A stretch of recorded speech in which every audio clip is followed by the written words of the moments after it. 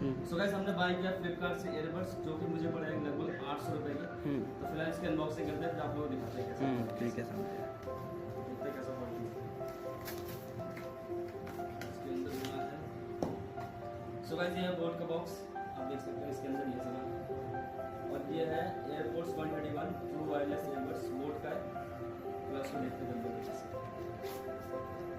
So guys कुछ इसके अंदर ये ऐसा कुछ है, और देखते हैं क्या इसके अंदर। इसमें पता नहीं क्या सो गाइस इसके अंदर डाटा केबल है।